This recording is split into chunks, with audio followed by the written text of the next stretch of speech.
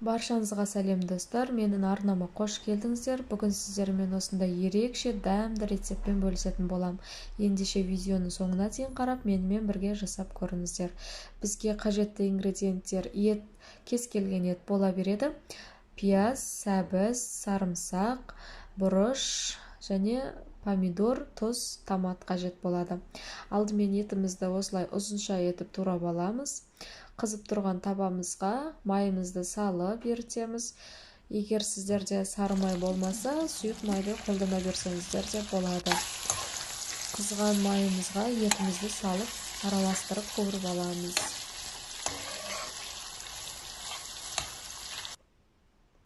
Біздің етіміз қуырылғанша пиязымызды турайтын боламыз.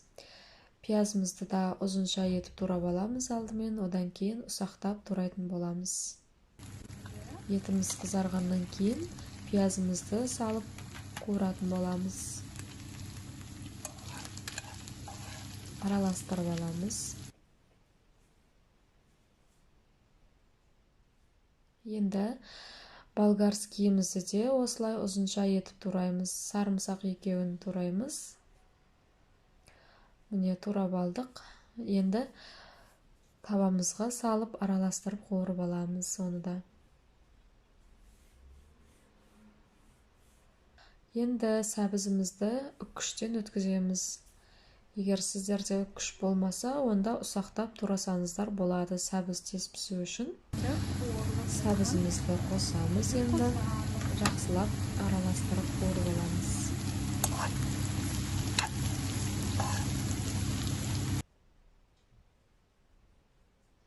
Достар, егер сіздерде осындағы ингредиенттердің біреуі болмаса, кез келген басқа нәрсемен ауыстырсаңыздар да болады. Енді помидорымызды да ұсақтап турап аламыз. Бір помидор қоссаңыздар жетеді. Менде мұнда кішкене аз болып қалды, бірақ ештеңе етпейді. Помидорымызды да салып, жақсылап араластырып аламыз. Енді тұз, қара бұрыш салып араластырамыз. Өз қалауларыңыз бойынша басқа дәмдеуіштерді де қоссаңыздар болады. Өздеріңіз көз мөлшерімен қоса бересіздер оны. Біздің подливіміз уже жақсылап қуырылды.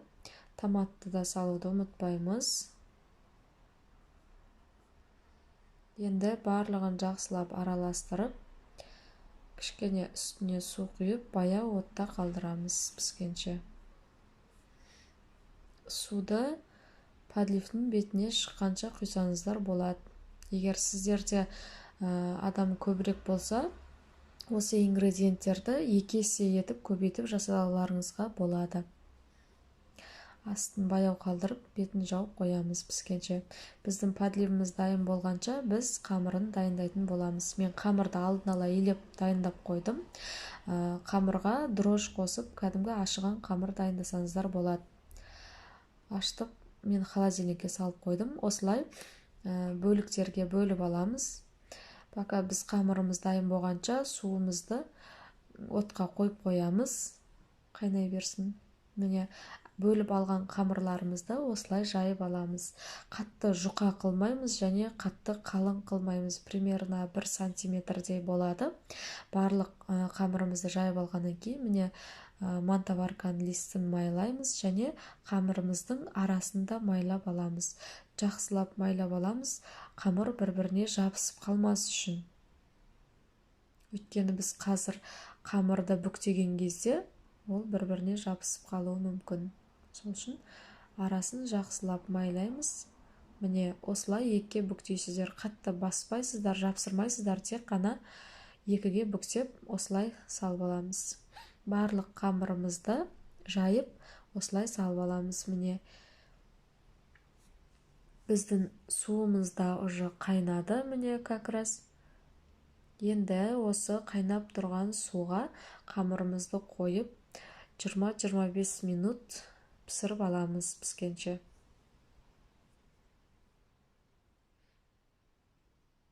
Міне достар, біздің қамырымыз да подливіміз де дайын болды. Енді міне көрдіңіздер ме, май жаққаннан кейін арасы жабысқан жоқ, және де ашыған қамырмен істесеңіздер осылай көтеріліп әдемі болып тұрады. Ал дрожь қоспай ашытпасаңыздар, онда қамыр кішкене қатты болып қалуы мүмкін. Енді дайын қамырымыздың арасына осылай салмамызды салып ұсынасыздар. Міндетті түрде жасап көріңіздер, өте дәмді шығады.